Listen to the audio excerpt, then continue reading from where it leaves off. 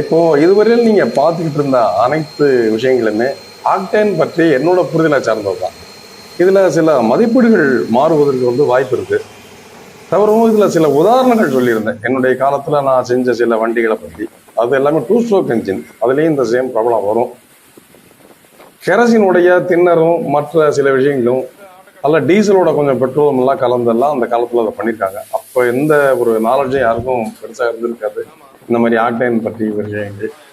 இன்னைக்கு எல்லா விஷயங்களும் உங்களுக்கு ஃபிங்கர் டிப்பில் இருக்கு. அது ஒரு பெரிய ப்ளஸ் பாயிண்ட். மற்றபடி இப்போதைக்கு வேற ஒரு இதுவும் இல்லை.